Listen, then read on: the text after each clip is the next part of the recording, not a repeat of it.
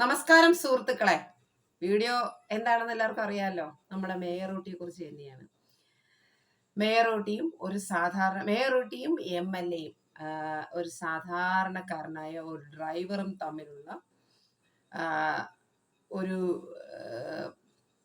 ഒരു അതായത് ഈ മേയർ ഊട്ടിക്കും MLA യ്ക്കും ഞങ്ങൾ ആരാണെന്ന് നിനക്കറിയാമോ എന്ന് ഡ്രൈവറോട് ചോദിച്ചപ്പോൾ നിങ്ങൾ ആരാണെന്ന് എനിക്ക് അറിയത്തില്ല എന്ന് പറഞ്ഞ ആ ഡ്രൈവറിനോട് തോന്നിയ ശരിക്കും പറഞ്ഞ ഒരു ഈഗോ ആണ്. അല്ലെങ്കിൽ അത് എന്താണ്, ഇവരെ എല്ലാവർക്കും അറിയാം, ഇവര് വലിയ രാജാവും രാജ്ഞിയുമാണല്ലോ എന്നാണല്ലോ ഇവര് സ്വയം വിചാരിച്ച് നടക്കുന്നത്. അപ്പൊ ആ ഒരു ഡ്രൈവർ പറയണ എനിക്ക് നിങ്ങൾ ആരാണെന്ന് അറിയത്തില്ല എന്ന് പറയുമ്പം അങ്ങ് ചൂളി പോകുമല്ലോ. ആ ഒരു അവസ്ഥയിൽ നിന്നും ഉണ്ടായ പ്രശ്നങ്ങളാണ് ഇതെല്ലാം എന്നാണ് ഞാൻ മനസ്സിലാക്കുന്നത്.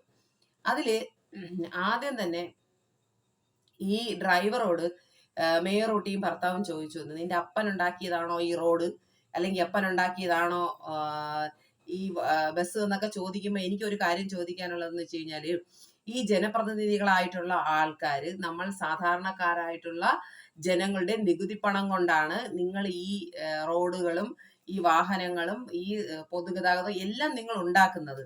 അല്ലാതെ നിങ്ങളുടെ ഒന്നും അപ്പൻ ഉണ്ടാക്കി തന്നതോ അല്ലെങ്കിൽ ഈ പറയുന്ന രാഷ്ട്രീയക്കാരുടേതേ അല്ല. അപ്പം ആ പറയുന്ന ഡ്രൈവറിനുള്ള പോലെ തന്നെയാണ് അവകാശം തന്നെയാണ് മേയർ ഊട്ടിക്കും ഭർത്താവിനും ഒക്കെ ഉള്ളത്. അല്ലാതെ പ്രത്യേകിച്ച് ആർക്കും ഒരു പ്രത്യേകിച്ച് കൊമ്പൊന്നുമില്ല. പിന്നെ ഇന്നത്തെ മേയർ ഊട്ടിയുടെ വാർത്താ സമ്മേളനം ഞാൻ കണ്ടു. അതിൽ പറയുന്നുണ്ട് ഡ്രൈവറിന്റെ പഴയ കുറെ കേസുകളെ കുറിച്ച്. കുറെയല്ല, അയാള് മറ്റേ KSRTC വണ്ടിയെ കൊണ്ട് പ്രൈവറ്റ് ബസ്സിലെ ഡ്രൈവർ ആയിരുന്നപ്പോ കൊണ്ടിടിച്ചതിനെ കുറിച്ചും പിന്നെ എന്തൊക്കെയോ കുറെ കേസുകളെ കുറിച്ച് പറയുന്നുണ്ട്. അങ്ങനെ അപ്പൊ ആ കേസിനെ കുറിച്ച് ചോദിച്ചപ്പോൾ മാധ്യമങ്ങളോട് ഡ്രൈവർ പറയുന്നുണ്ട്, എനിക്ക് അങ്ങനെ കുറെ കേസുകൾ ഉണ്ടായിരുന്നു, ആ കേസുകളിൽ നിന്നെല്ലാം കോടതി എന്നെ വെറുതെ വിട്ടു. ബഹുമാനപ്പെട്ട കോടതിയേക്കാൾ വലുതല്ലല്ലോ നമുക്ക് ഈ പറയുന്ന മേയർ ഊട്ടിയുടെ വാക്കുകൾ. അല്ലെങ്കിൽ തന്നെ എനിക്കൊരു കാര്യം മേയർ ഊട്ടിയോട് ചോദിക്കാനുള്ളത്, ഇത്തരം കേസുകൾ ഉള്ളവർ അല്ലെങ്കിൽ ഇങ്ങനെയൊക്കെ ആരോപണങ്ങൾ വന്ന് കേസുകൾ ഉള്ളവരൊക്കെ മോശക്കാരാണോ? അങ്ങനെയെങ്കിൽ വാടിക്കൽ രാമകൃഷ്ണനെ കൊന്ന കേസിലെ പ്രതിയാണ് നമ്മുടെ ഈ സംസ്ഥാനം ഭരിച്ചുകൊണ്ടിരിക്കുന്ന പിണറായി വിജയൻ. അദ്ദേഹത്തിന് ലാവ്ലിൻ കേസുണ്ട്. അദ്ദേഹത്തിന്റെ മരുമകനായിട്ടുള്ള റിയാസിന് ഗാർഹിക പീഡന കേസ് ഉണ്ടായിരുന്നു. അദ്ദേഹത്തിന്റെ മകൾക്ക് ഇപ്പൊ ദാണ്ടെ വീണ, അവർക്കും കേസുകളുണ്ട്. അതുപോലെ തന്നെ ഗതാഗത മന്ത്രി ഗണേഷ് കുമാറിന് എതിരെ ഗാർഹിക പീഡന കേസ് ഉണ്ടായിരുന്നില്ലേ?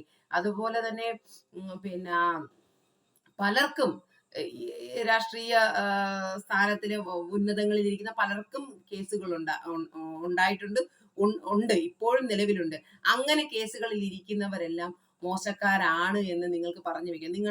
നിങ്ങളുമായിട്ട് നല്ല അടുപ്പമുള്ളവരാണല്ലോ, നിങ്ങളുടെ പ്രസ്ഥാനത്തിന്റെ ഭാഗമായിട്ടുള്ളവരാണല്ലോ.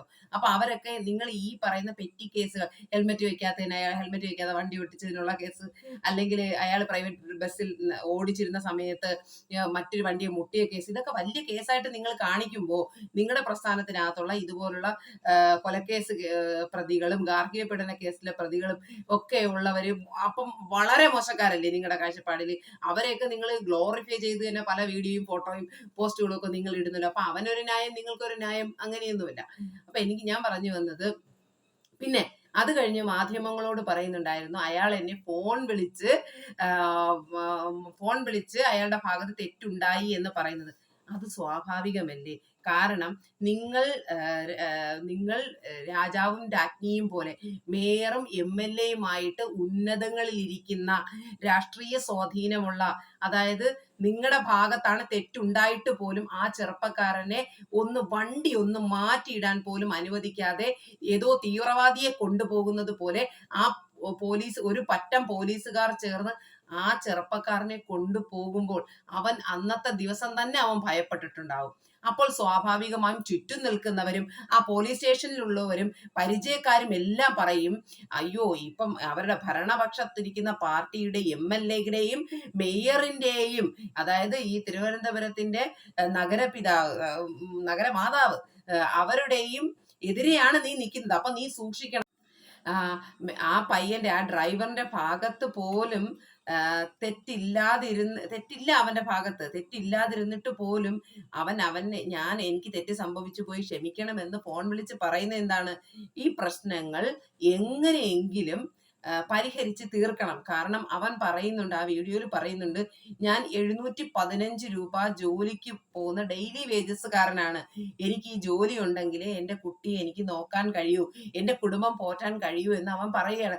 അവൻ അവൻ്റെ ജോലി നഷ്ടപ്പെടുമെന്നുള്ള ഭയം, അത് പോരാഞ്ഞിട്ട് ഇവരറിയാമല്ലോ, ഇവരുടെ ഭരണമാണ്. തീർച്ചയായിട്ടും മറ്റു കേസുകളിലെല്ലാം ഇവരെ പെടുത്തും. ഇപ്പൊ തന്നെ നോക്കും, നമ്മുടെ മേയർ എന്തൊക്കെയാണ് കൊണ്ടുവന്നിരിക്കുന്നത്. പണ്ട് ജാമ്പവാന്റെ കാലത്ത് അവൻ ജനിച്ചപ്പോൾ മുതലുള്ള കേസുകളെല്ലാം കൊണ്ടുവന്നിട്ടുണ്ട്. അപ്പം അവന് ഹെൽമെറ്റ് വെക്കാത്തതിന് പോയത് വരെ കൊണ്ടുവന്നിട്ടുണ്ട്. അപ്പൊ അങ്ങനെ അവനെ ഒരു മുദ്ര കുത്തി അവനെ ഒരു തീവ്രവാദിയാക്കി ജയിലിടിഞ്ഞാലും പുറത്തു വരാത്ത രീതിയിൽ അവനെ ആക്കി ഒരവസ്ഥയിലാക്കും. അതുകൊണ്ടാണ് അവൻ സ്വാഭാവികമായും ഞാനൊരു മാപ്പ് പറഞ്ഞാൽ തീരാവുന്ന ഒരു പ്രശ്നമാണ് എങ്കിൽ അത് തീർന്നു കൊള്ളട്ടെ എന്ന് കരുതിയാണ് ആ പയ്യൻ രാത്രി വിളിച്ച് അവരോട് മാപ്പ് പറഞ്ഞത്. ആ മാപ്പ് പറച്ചലിന് സ്വാഭാവികമായി നമുക്ക് മനസ്സിലാവും അവിടെ നിൽക്കുന്ന എല്ലാവരുടെയും സമ്മർദ്ദം കാരണം. നമ്മൾ തന്നെ ഇപ്പം ഈ രാഷ്ട്രീയ പാർട്ടിക്കെതിരെ നമ്മൾ നിൽക്കുന്ന സമയത്ത് സ്വാഭാവികമായി നമ്മളോട് പലരും വന്ന് നമുക്ക് പരിചയമുള്ളവർ അറിയുന്നവരും ഒക്കെ പറയും, ഭരണം അവരുടെ പാർട്ടിയാണ്, അവർ അങ്ങനെ ചെയ്യും ഇങ്ങനെ ചെയ്യും. 51 കൂടെ നിൽക്കുന്നവനെയാണ് 51 വെട്ടി ചന്നം പിന്നെ തോരനരിയും പോലെ അരിഞ്ഞു കളഞ്ഞത്. അപ്പൊ സ്വാഭാവികമായും ഭയമുണ്ടാകും. ആ ഭയത്തിൽ നിന്നാണ് ആ പയ്യൻ, ആ ഡ്രൈവർ വന്ന് അവിടെ ക്ഷമ ചോദിച്ചത്. ആ ക്ഷമ ചോദിച്ചതിനെ വലിയ കാര്യമാക്കി, അയ്യോ അവള് നല്ല മെടിക്ക്, നല്ല തങ്കപ്പെട്ട സ്വഭാവക്കാരി, അവൻ ഇന്നലെ എന്തുകൊണ്ട് മാപ്പ് പറഞ്ഞു എന്ന്. എന്നിട്ട് സ്വാഭാവികമായി അവന് റെക്കോർഡ് ചെയ്യും, ഇവര് റെക്കോർഡ് ചെയ്യുന്നത് കൊണ്ട് തന്നെയാണ് ആ വോയിസ് കേട്ട് കഴിഞ്ഞാൽ ഈ മേയറിനെ പോലെ തങ്കപ്പെട്ട ഒരു സ്വഭാവമുള്ള ആരുമില്ല.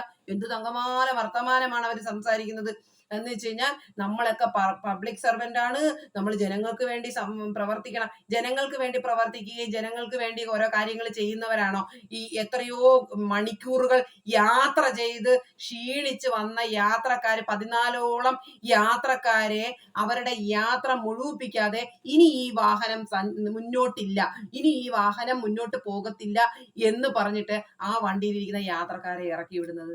നമ്മൾ പബ്ലിക് സർവന്റ് ആണെങ്കിൽ എന്താണ് ആദ്യം വേണ്ടത്? ക്ഷമയാണ് വേണ്ടത്.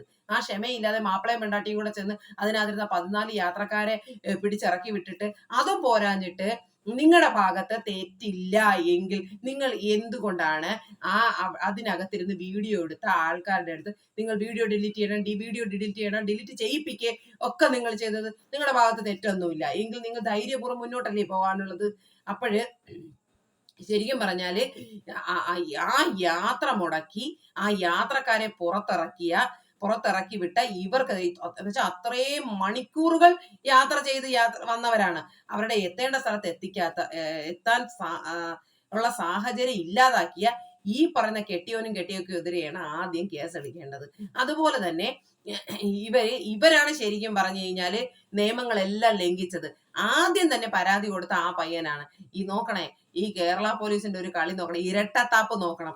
ആദ്യം പരാതി കൊടുത്ത അയാൾക്കെതിരെ അയാളുടെ പരാതിയിൽ നടപടി ഉണ്ടാവാതെ ഈ പറയുന്ന അയാൾ കൊടുത്ത പരാതിയുടെ ഫോട്ടോ എടുത്തു കൊടുത്ത് കെട്ടിയോനും അയച്ചു കൊടുത്തിട്ട് അവരെ കൊണ്ട് പരാതി കൊടുപ്പിച്ച് ഈ പയ്യന്റെ പരാതിയെ ഒരു കൗണ്ടർ പെറ്റീഷനാക്കി മാറ്റി. അതിന് ഈ കേരളത്തിലെ ജനങ്ങളെല്ലാവരും ഈ പറയുന്ന ഒരു സാധാരണക്കാരനായിട്ടുള്ള ഈ ചെറുപ്പക്കാരനെതിരെ നിൽക്കണം. പിന്നെ വേറും തറ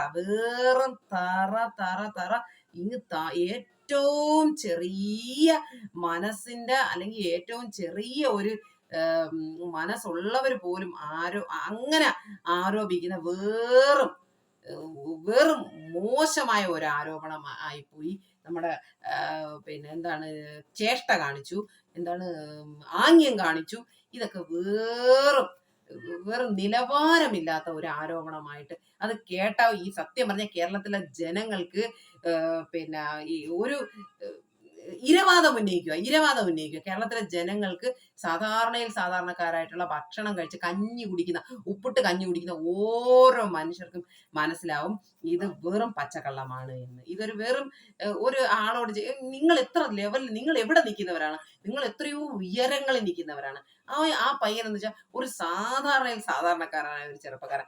അവനെതിരെ അവനെ കുടുക്കുക, അല്ലെങ്കിൽ അവനെ ഒരു കേസിൽ പെടുത്തുക, അല്ലെങ്കിൽ അവനെ ഇറങ്ങരുത്, അവനെതിരെ ഒന്നും പറയാനില്ല. അവസാനമാണ് ഈ പറയുന്ന ചേഷ്ട. നമ്മുടെ മുഖ്യമന്ത്രി പറഞ്ഞ ഒരു പ്രത്യേക ഒരു ആക്ഷൻ കാണിച്ചു എന്ന് പറഞ്ഞ കണക്ക് മുഖ്യമന്ത്രിയുടെ അല്ലേ ശിഷ്യ, അത് പോട്ടെ. അപ്പൊ എന്തായാലും ഒരാള് പോലും ഇവരുടെ സഖാക്കളുടെ കൂട്ടത്തിലുള്ളവർ പോലും ഈ പറയുന്ന മേയറിനെയോ MLA യോ സപ്പോർട്ട് ചെയ്യുന്നില്ല. എന്ന് വെച്ചാൽ അത് ആൾക്കാർക്ക് മനസ്സിലാവും, ഈ പറയുന്ന എല്ലാം കള്ളമാണെന്ന് മനസ്സിലാവും. സാധാരണക്കാരായിട്ടുള്ള ജനങ്ങൾ എല്ലാവരും ആ പറയുന്ന ഡ്രൈവർക്കൊപ്പമാണ്, അയാൾക്കൊപ്പം തന്നെ നിൽക്കണം. എനിക്ക് ഇനി ചോദിക്കാനുള്ളത് നമ്മുടെ ബഹുമാനപ്പെട്ട ഗതാഗത മന്ത്രിക്ക് എന്താണ് ഈ ഒരു വിഷയത്തിൽ അയാൾ വളരെ ന്യായത്തിന്റെ പക്ഷം നിൽക്കുന്ന ഒരാളാണ്. അദ്ദേഹത്തിന് പറയാനുള്ളത് എന്താണ് എന്ന് നമുക്ക് നോക്കാം. അതുപോലെ തന്നെയാണ് എനിക്ക് ഈ ഒരു വിഷയത്തിൽ അവസാനമായിട്ട് പറയാനുള്ളത്, സ്വന്തം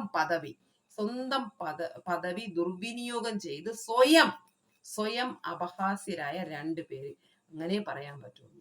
പുച്ഛവും വെറുപ്പും തോന്നുന്നു എനിക്ക് മാത്രമല്ല, കേരളത്തിലുള്ള എല്ലാ ജനങ്ങൾക്കും. നന്ദി. നീട്ടിക്കൊണ്ടു പോകുന്നു.